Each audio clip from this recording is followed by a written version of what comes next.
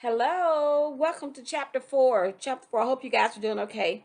So, with this chapter, we're going to talk about decision making, problem solving as a manager and leader. And as always, although this says manager and leader, I've stated to you guys previously, you all are leaders. And so, at some point, you will have to make a decision or solve a problem. And so, this chapter, I hope, will help you with that.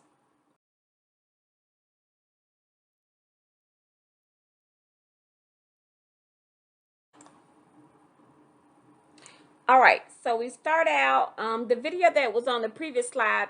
I hope that you watched that. We're going to talk about that in class, and I got some questions I want to ask you about it. So make sure that you've observed it so that when we come back, we can talk about it. All right, so now we start with the decision-making, problem-solving environment. Although a lot of us don't like arguments, or we don't like to be in places of conflict, sometimes when there's a disagreement or something that you don't necessarily think should go a certain way, then there is um, a decision that has to be made. And your text says the environment that promotes decision making and problem solving must encourage diversity and disagreement. So it's not good to just be around one minded people or one track minded people where everybody thinks like you think. You will never grow that way. It's good to be around people that are going to uh, sometimes disagree with what you say. That helps to broaden your spectrum of thinking, or broaden the way that you may think about things, so that you're able to, even if you don't agree with something, you can agree to disagree. So, decision making and problem solving, allowing diversity, disagreement, and risk taking, it will help foster a problem solving environment. So allowing that sometimes will help foster that type of environment. And you'll find that by listening to someone else, you get their viewpoint and they can hear your viewpoint, and you guys can have a better understanding from both perspectives. You have to be careful when you're doing that, especially if you're in management, that you don't allow a debate to become an argument, because you don't want people to start throwing hands, or a fight to break out, or be some horrible thing to go on. So write that down. Remember, the underlying portion is what you'll see on the test. Diversity, disagreement, and risk taking help foster a decision making, problem solving environment. All right. So let's get to the kinds of decisions. Decisions may deal with problems that are trivial, critical, short term, long term, personal, or organizational. Organizational. A lot of the decisions that we make, we usually, the more authority you have, or the higher up you are, the more decisions, more difficult, and the more decisions you'll make. Executive level decisions are one, and you can look at the hierarchy that we looked at with our pyramid of authority to know who is in the executive level, who's on the mid level, and who's in the first line level.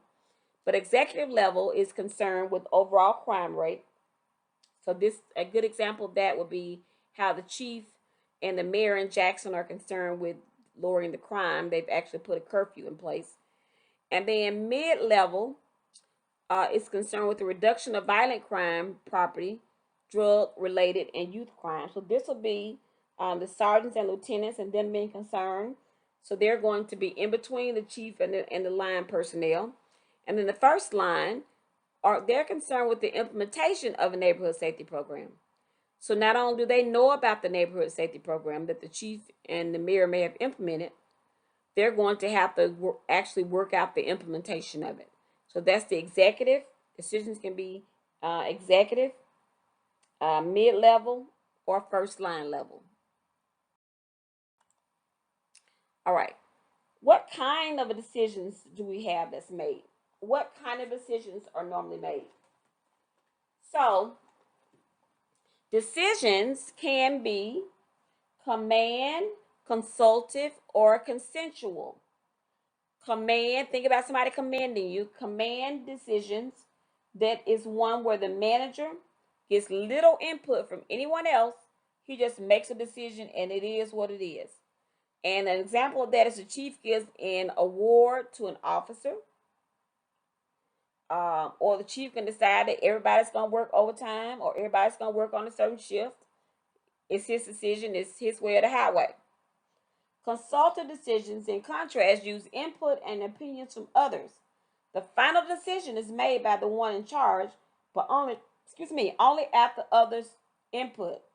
And this could be a lieutenant asking the opinion of others, and then he starts a neighborhood watch program. And then consensus decision is made democratically by a group. It is a joint decision often made by committee members. For example, training priorities for the year might be decided by a committee. So if you're training for the entire year, then you have a committee to decide on that.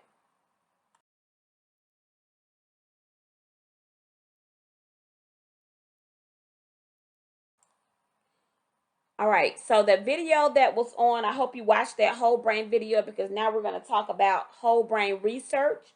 And if you look at the picture here, it's an example of if you work primarily from your left side of your brain, then you deal with logic. If you work primarily from your right side of your brain, you deal a lot in creativity. Your homework assignment actually is what you're going to have to turn in by tomorrow. And that homework assignment deals with whole brain. And what it's asking you is, it's going to ask you a series of questions, and you're going to once you answer those questions, it's going to tell you whether or not you are primarily a left brain thinker or a right brain thinker. This is what the assignment is going to do. So if you go to the module, you will see in the module, it'll say right brain, left brain test. You are to write those, fill that out, write the answers down on a piece of paper, and you're going to submit in a text box whether or not you think primarily with your right brain, your left brain, or the whole brain, and also what you think about the exercise. So make sure you go and look at that. It's a document inside the module that gives you that information, and then you're going to go to a text box. I got an assignment created. Go to a text box and fill it out and put that information in there. And this is due, since it's an assignment that we were supposed to be doing in class, we're not in class, and this is going to be due. You have it turned into me before tomorrow night, and you're doing this via Canvas.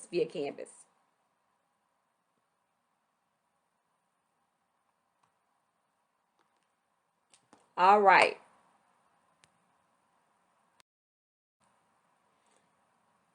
So next, let's talk about why the exercise and what all that meant. So whole brain research um, was actually came about 2,500 years ago. Um, and it was Hippocrates that suggested that our emotions come from our head and not our heart. Our emotions come from our heads and not our heart.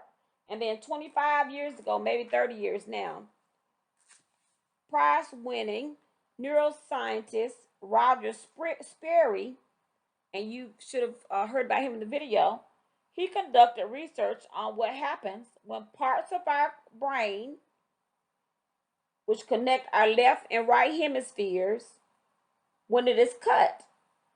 Some of the work was done on animals and some occurred on humans.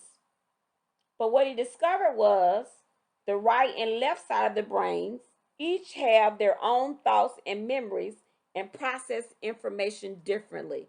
So this was the point of you taking that exercise and you recording which way you think. The left brain processes language and is primarily logical. The right brain processes images and is primarily emotional. And so both hemispheres are involved in thinking, logic, and reasoning, but that's the difference in those two.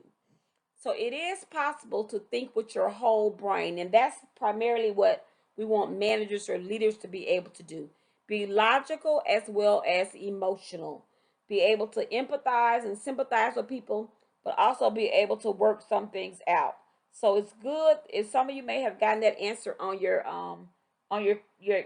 test that you took, that you think with your whole brain. The numbers may have been even, which is a good thing to be able to think with your whole brain. When dealing with problem solving and decision making situations, our educational system and culture places more value On left brain, logical, rational, objective, and sequential. So left brain, of course, they don't want you in your emotions. Left brain, you like numbers and you logical and all of that.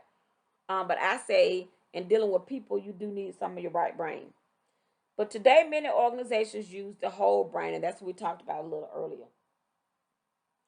And all of this helps when you are um, trying to think emotionally. Emotional, I know that some people say you in your feelings, and that's bad. But I want you to think about this term and always remember this term. It's called emotional intelligence. Emotional intelligence. And that is the ability to recognize and manage one's emotions as well as those of others. What this means is if someone comes up to you and they're screaming and yelling, you don't have to respond. You don't have to give people's buttons to push. You don't have to push. I'm sorry. You don't have to have a person come and make you so angry that you're ready to fight. You don't have to respond in a way that is not indicative of your character because you're angry. Emotional intelligence means that you can rationalize and you can control your emotions, and you know that what they're saying has nothing to do with you. So in turn, you're controlling their emotions as well. And there are a couple things that go with this emotional intelligence. The first is the activating events, and these are people, things, or other assumed stressors in a person's or officer's life. This is, as I stated earlier, everybody that may make you mad, that may get on your nerves, people that may do things that are unseemly to you. These are events that activate those emotions and make them want to go buck wild, make you want to just be angry, upset, indicative, make you want to just do the most. But knowing how to control that, knowing how to control that activating event by removing that button, by removing that emotion, by not allowing that person in your space so they can make you angry, will cause you to operate in emotional intelligence, the ABCs of your emotions. The next is beliefs and self talk. This one I happen to love because look at yourself in the mirror. What do you believe about you? You can't convince someone else to believe something if you don't believe it about yourself. Do you think that you're going to be successful? Do you think that you're going to pass? Do you think that you're going to make it through that problem or issue? Do you think that you're going to graduate? What are you telling yourself about you? And this is so important because uh, this says beliefs and self talk are statements that officers tell themselves about the activating events in their lives. What you tell you is going to be the most important part of you. So if you wake up in the morning, and sometimes you may have to put affirmations on the screen. If you wake up and say, I know that I can do this, I know that I can survive, I know that I can make it, I know that I'm going to be okay, then you're going to be okay.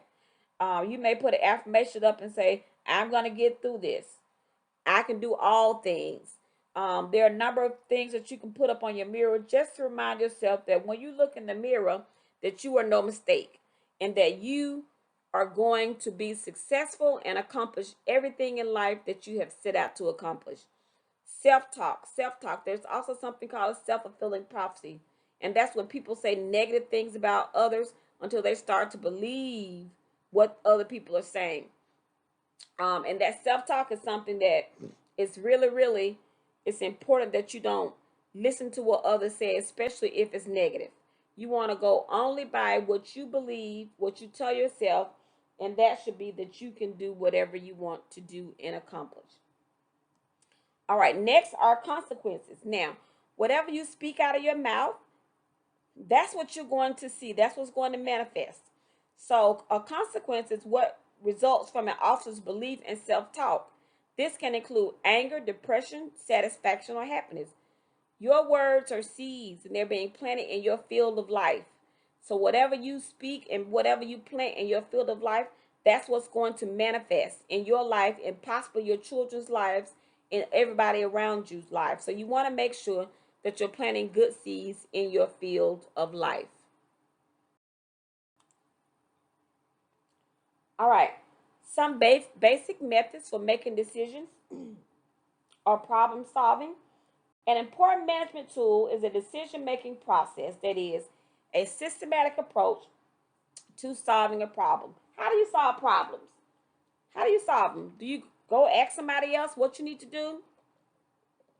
Do you read books, watch movies, go on what you've learned from other people, how you've seen them solve it? How do you solve problems? Some people use their intuition. And we've heard of a woman's intuition, which is so true. A woman's intuition, it never fails. And men, I'm sorry, but women do have intuition. When you become a mother, you'll see too that same intuition is going to be operating with your children. And intuition is insight. Excuse me. It is knowing without using any rational thought process. The subconscious makes decisions based on intuition. Intuition crosses the left and the right hemispheres, integrating facts and feelings. So you may have seen an officer go up to a car and put his hand on the tail lights. I'll ask you guys about that when we get it in class. But sometimes you'll get this feeling.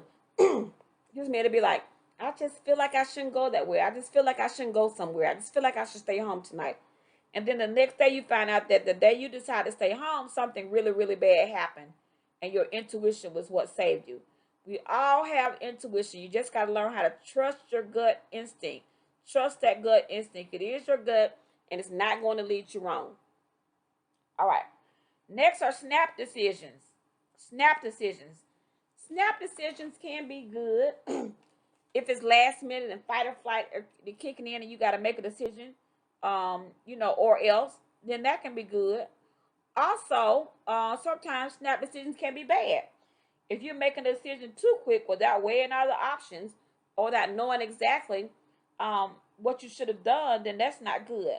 So snap decisions are defined as quick and decisive decisions.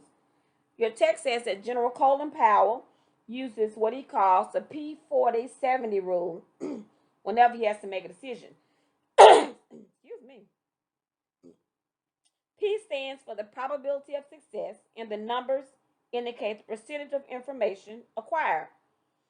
He goes with his gut feeling when he has acquired information in the 40 to 70% range. If time is critical, he makes a decision with only 40% of the information. If he has time to wait, he'll make a decision with 70%. So that's the P40-70 rule. All right, so then it mentions creative procrastination. Now, sometimes, and I've seen this with kids, when kids fight each other, the parents may just stay out of it and let it work itself out. And that's best because then they won't say you're taking sides. So sometimes that works, sometimes it doesn't. All right, but what I want you to think about and what's important is not deciding. When you don't decide, you are deciding. I say look at voting, and a lot of kids or young adults may say it don't make no sense for me to vote. I don't it's not gonna make a difference anyway. And I beg to differ with that. Voting can make all the difference in the world. You may not understand it now, but just deciding on something, to not decide, you are actually deciding. So any decision is better than none. So please decide, and please make it be an informed decision, because you just never know who it's going to affect. When we get back to class, I want to show you something about technology. So remind me if I forget. But we know today we've advanced in technology. We have cameras everywhere. You even have cameras on light poles, on stores. You have cameras on top of buildings, on people's houses, doorbell cameras. And so we also have cameras that will monitor law enforcement and tell you where the car is. We have alarms. We have a lot of different things that involve technology. And they mentioned data mining here. Among the data files being maintained, some of them could be arrest records, traffic citations, things that are kept in UCR. But data mining uses advanced computational techniques to explore and characterize large data sets and to transform information into knowledge. Data mining applications include crime analysis, deployment risk assessment, behavior analysis, homeland security, and internet infrastructure and protection. All right. Now we go to types of decisions. We're still on types. Participatory decision making, or PDM. In this type of decision making, employees of the organization bring like a diverse group of people. So it's not just all women or all men or all a certain race or all a certain kind. Everybody comes to the table and they give their ideas, and a decision is made from that. I like participatory decision making because it includes everybody, all levels, nobody's left out. So if you have a problem, I don't know what's got in my throat. Excuse me, guys. If you have a problem, you may be wondering, how do I solve this problem? There are 7 steps to decision making and problem solving. Let's walk through it. I'm going to give you an example as we go through. First, define the problem. So let's take a recent problem. What is our problem? All right, good example. Our problem is the roads are iced over today. All right. So we define the problem. The roads are iced over, meaning many people may not be able to drive because the roads are iced over. Gather the facts. If people drive, then people could hurt themselves, or people could die, or people could get stuck in the snow. A number of things can happen because we down in the South, we're not used to snow. All right. What are the alternatives to driving in the snow? Well, you can stay home. You can take a risk and drive anyway. You can have somebody else pick you up and they may not know how to drive. Those are the alternatives. So let's analyze our alternatives. What will be best for us to do? So is it best for us to stay home? Yes, we're all home. Is it best for us to try to drive out there? No, that's not best because somebody could really get hurt. We saw what happened in Texas this last week with the snow, just a little bit of snow, and they had 6 or 7 people dead. Also, that's not good. Select the best alternative to stay home. Implement the alternative. We're home, so we've implemented it. Evaluate the decisions. We'll look back when we get back to school and see if this decision was the right decision to make. And the next time we're faced with this exact same decision, we will apply the steps. So that is the 7 steps to the decision making process. I hope that helped.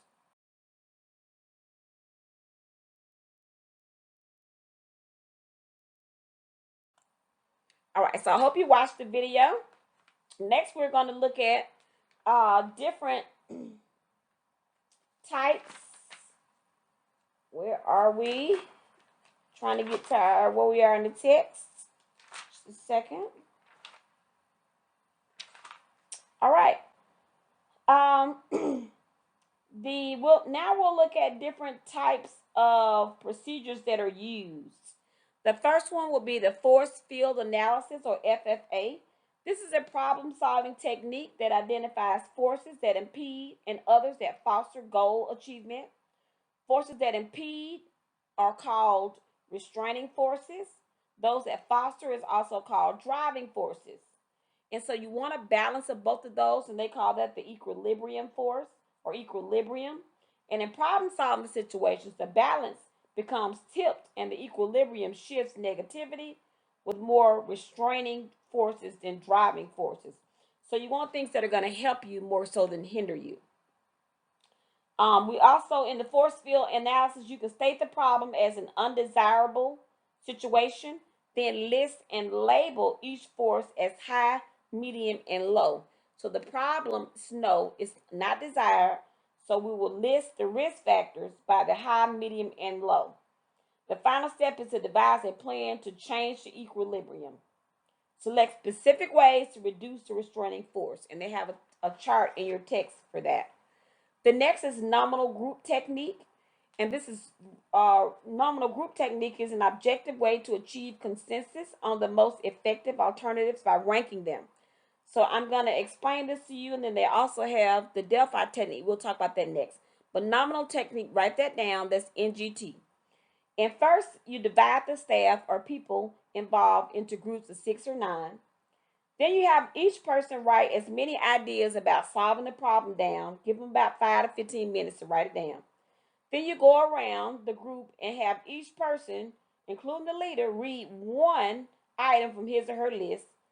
The leader writes the ideas on a flip chart. Then you continue around the room until all ideas are posted. If more than one person has the same idea, you mark through one of theirs. Mark all the ideas And after all the ideas are posted, allow questions to clarify ideas, but no evaluation of the ideas.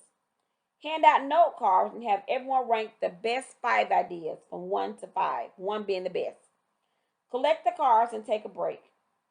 Total the rankings for each idea and divide by the number of people in the meeting.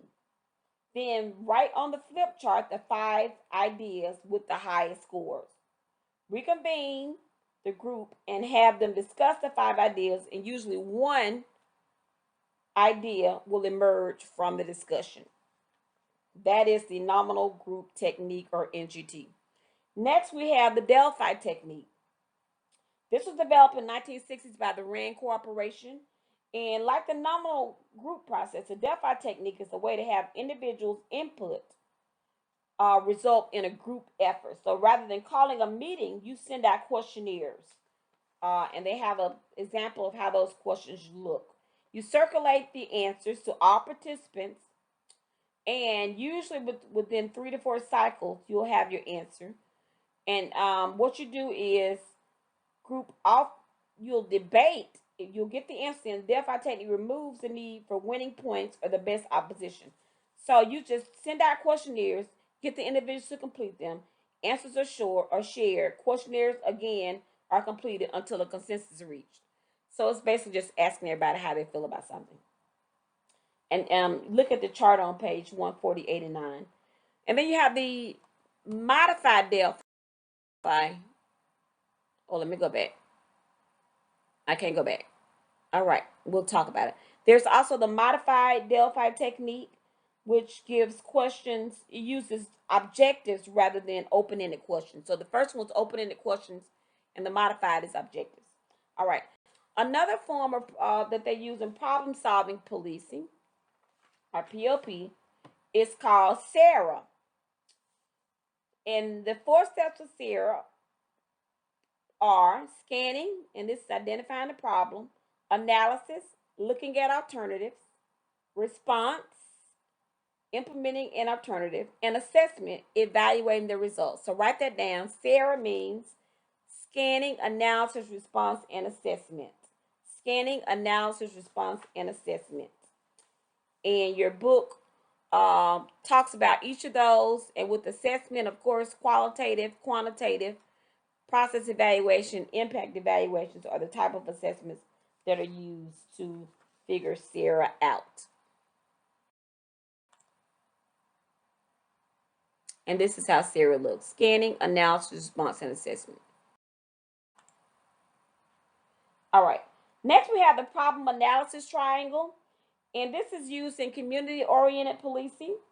And what it says, the triangle assumes crime or disorders result when there is a likely offender, a suitable target, and time and space for or the absence of a capable guardian.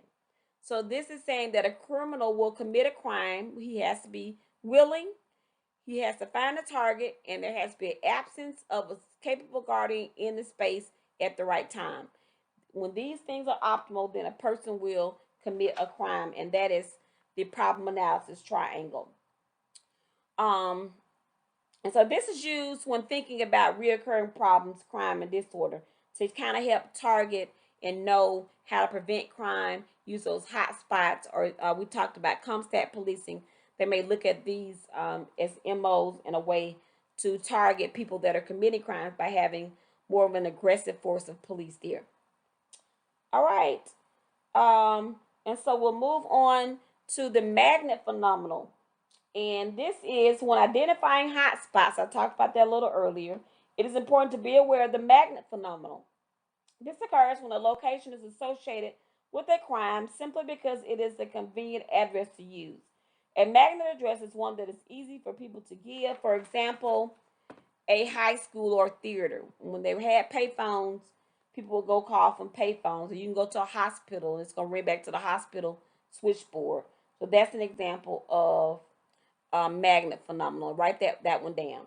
And then you have predictive policing. Predictive policing, or PredPol, is the most recent development in data-driven, intelligence-led policing, and it involves pulling data from disparate sources, analyzing them, and applying those results proactively to anticipate, prevent, and respond to future crimes. So you're looking at all of your information and you are figuring out from looking whether or not a crime will be committed in a particular place at a given time. And that is predictive policing.